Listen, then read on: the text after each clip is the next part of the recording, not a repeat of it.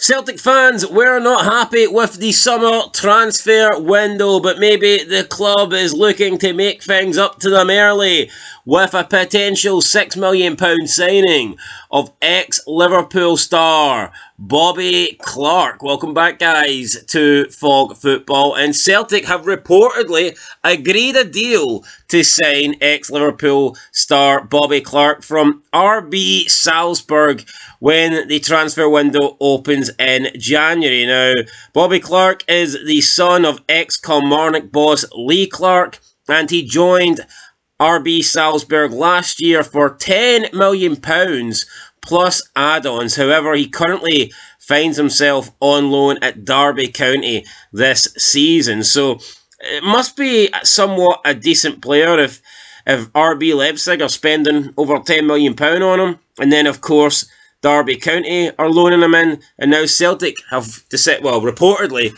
spent £6 million on bringing in Bobby Clark. So he appears to be, somewhat of a decent player. I've personally never heard of the guy. He is 20 years old, plays in centre mid, and it looks like he is keen to leave Austria. He's not enjoying his time in the Austrian Bundesliga. He's decided to leave on loan for now at Derby County, but he wants a permanent move away, and it looks like that permanent move could be to Scotland, as the Daily Record, the Scottish Sun, and pretty much every news outlet is reporting that Celtic have agreed a deal and that he will be coming to Glasgow in January. Telegraph as well have reported this, and they claim that Brendan Rodgers has already landed his first January signing.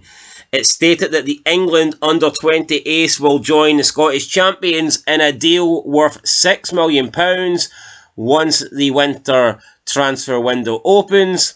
That would obviously see RB Salzburg making a loss on the former Liverpool star, who made 25 appearances for the club and played 6 times for them in the Champions League. Now, previously, he was linked to a loan move to Rangers in January, but obviously now that is off the tables. Rangers have no manager, and with Russell Martin gone, I don't think their immediate focus is going to be on bringing in players in the January transfer window. But speaking of managers, the reason maybe why he wants to leave is because the man that brought him in, former Reds assistant boss Pep Lijnders, was shown the door at RB Salzburg, so maybe he's found himself out of favour.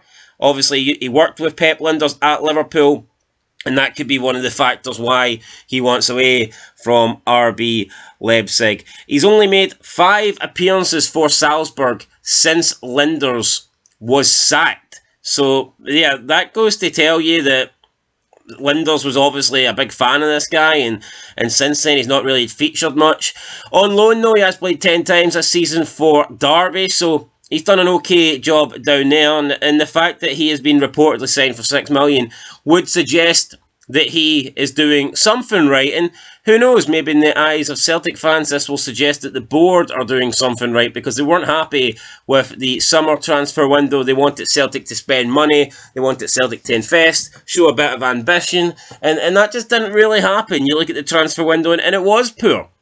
I mean, people can say that Celtic fans are entitled and all this stuff, and while I do think they're making too big a deal of it, I don't think anyone can deny it was a poor window. You know, Celtic have the funds to spend more than what they did, and when you compare it to the players leaving them, I still think they did a net profit. So, you know, they should have been bringing in a striker. Iheanacho looks like he might turn out to be decent, but at the end of the day, you know, that was a cheap, that was a free. That wasn't Celtic showing ambition to bring in a good striker. That wasn't Celtic paying for someone who's up and coming or someone in their prime. You know, that was Celtic taking a chance on someone that's out of favour, so someone that needs a club. You know, someone that's best years might not necessarily be behind them, but someone that hasn't shown his best in a long time. So Iheanacho might turn out to be a good signing, but at the time, you know, it wasn't the big summer signing that they wanted, and even then, I mean, they had to get him after the transfer window, so it was a mess. They really should have brought in a better striker. Still waiting on someone to replace Kyogo.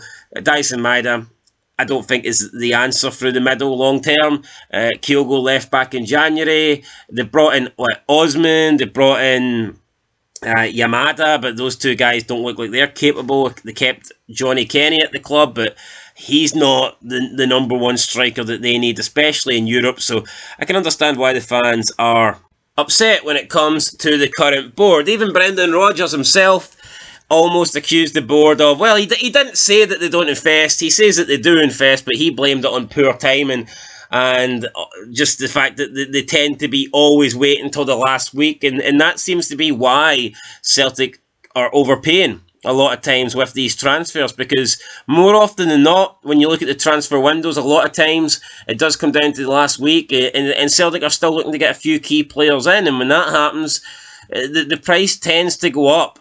The price, you tend to pay more when you get down to like the final week or the final few days of a transfer window. So maybe if Celtic want to be able to bring in better players at lower prices, then why can't they get their business done early? Why can't they go out and do their transfers in the first few weeks of the transfer window in the summer or in January? And that's what Brendan Rodgers has said. I personally think it's because the Celtic board maybe don't want to spend that much money, and they want to know how much they've got coming in before they'll commit to how much they're actually going to spend. And I think that's why maybe they do it. They wait and see what players are leaving, and then maybe wait and see what players they need to fill a gap for. But I think that's very negative. If you're going into a transfer with that, they're reacting. You should be proactive. You should be going into the transfer window, I think, trying to strengthen, not going into a transfer window trying to profit off your key players, and then towards the end try and fill the gaps that they've left void, the gaps they've left behind. So that's personally what I would do. But the Celtic board, they've won a lot of trophies, they've got a lot of money, they're entitled to run their club how they want to. But as for Bobby Moore, let's have a look at his stats then. So he's got 1 goal in 3 appearances for Liverpool under-21s. Not great. For the Liverpool senior team, he's got 14 appearances and 1 goal. And in Salzburg, he's got 1 goal. And at Derby, he's also got 1 goal. So the guy scored 4 goals in his career.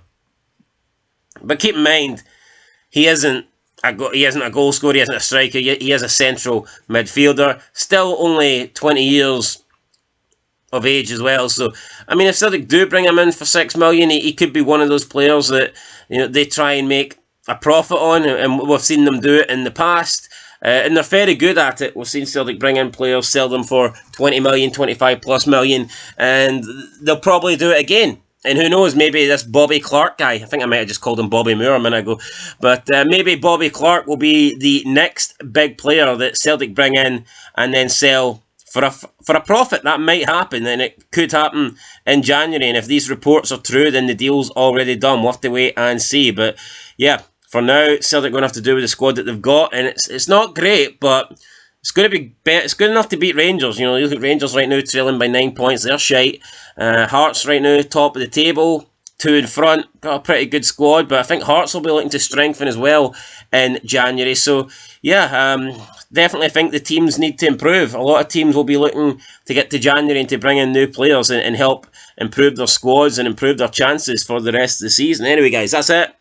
Bobby Clark could be the newest player to wear the green and white hoops of Glasgow Celtic if these reports are true. Let us know down below what you think of his signing or potential signing, since it's not actually over the line yet. It's not official, it's not confirmed, but everywhere is reporting it, so it's likely going to happen. We'll have to wait and see. Also, Celtic are in a difficult place because Brendan Rodgers will leave at the end of the season, I imagine, and at this point, I don't think there will be that many people desperate. I think like a year ago, people would have desperately wanted to keep Brendan Rodgers. I think at this point, Celtic fans might be just content to let him go and try and bring in a new manager, because I think they're not too happy with the style of football. The results as well have fallen off. Even last year, Celtic losing to St Johnstone, then losing to Aberdeen, getting that late equaliser against St Mirren, final day of the season. Results and performances have been pretty poor for a while now, so maybe a fresh start is good for Celtic, but that means that the board might not want to spend big amounts of money in this January transfer window. Why would they give Brendan Rodgers £20-25 million in January if he's going to leave? They probably would rather keep that money and allow the new manager that comes in the summer to invest it, but we'll have to wait and see. Anyway, guys, that's it. Let us know your thoughts down below. Till next time, peace.